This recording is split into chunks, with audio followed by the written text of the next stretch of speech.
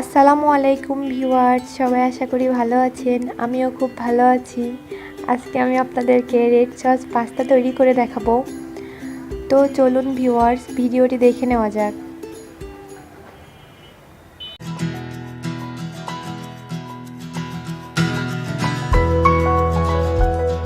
প্রথমে আমি একটা প্যান নিয়ে নিয়েছি, তার মধ্যে পরিমাণ মতো পানি দিয়ে দিয়েছি।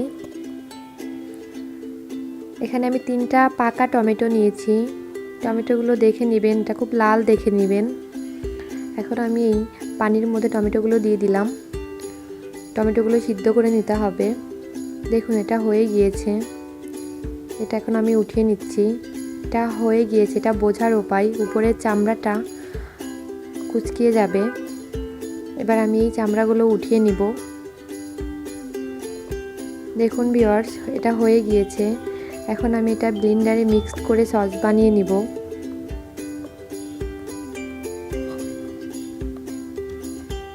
প্রথমে একটা প্যানে পানি গরম করে তার মধ্যে পাস্তাগুলো দিয়ে দিয়েছি।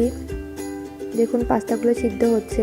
এর মধ্যে পরিমাণ মতো লবণ দিয়ে দিলাম আর অল্প একটু তেল দিয়ে দিয়েছি যেন পাস্তাগুলো লেগে না যায়। এটা 8 থেকে 10 মিনিট ভালোভাবে সিদ্ধ করে নিতে হবে। দেখুন ভিউয়ার্স, এটা হয়ে গিয়েছে। আমি এটা নামিয়ে নিলাম। এখানে আমি একটা প্যান নিয়ে নিয়েছি, তার মধ্যে বাটার দিয়ে দিয়েছি, অল্প পরিমাণ তেল দিয়ে দিয়েছি। এখন আমি বাটারটা একটু গলা পর্যন্ত অপেক্ষা করব। এর মধ্যে আমি রসুন কুচি দিয়ে দিচ্ছি। দেখুন বাটারটা একদম গলে গিয়েছে। তার মধ্যে আমি পেঁয়াজ কুচি দিয়ে দিলাম, একটু নেড়ে নিচ্ছি।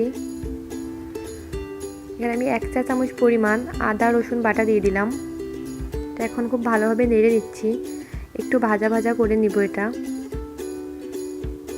এর মধ্যে আমি একটু গোলমরিচের গুঁড়া দিয়ে দিলাম, আবারও ভালোভাবে নেড়ে দিচ্ছি। এটা এখন হয়ে গিয়েছে।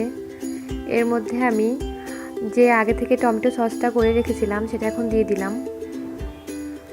এখানে আমার 3টে টমেটো থেকে 1 কাপ পরিমাণ সস হয়েছে, এটাই আমি দিয়ে দিচ্ছি। আমি এখানে কোনো পানি মেশাচ্ছি না। এর মধ্যে আমি চিলি ফ্লেক্স দিয়ে দিচ্ছি, একটু মিশিয়ে নিচ্ছি।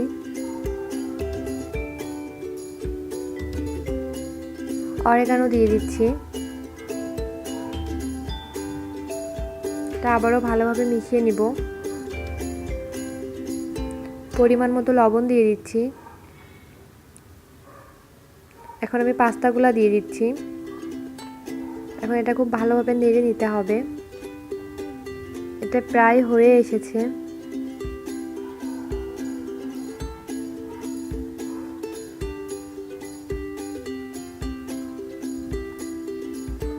দেখুন ভিউয়ার্স, এটা হয়ে গিয়েছে। এখন আমি চুলার জালটা অফ করে দিব। এটা আমি এখন নামিয়ে নিচ্ছি।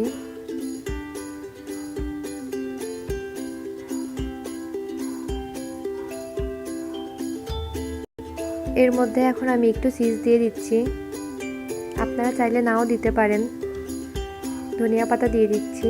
এটা এখন আমি সার্ভ করব। ভিডিওটি যদি আপনাদের ভালো লেগে থাকে তাহলে অবশ্যই লাইক কমেন্ট শেয়ার করতে ভুলবেন না।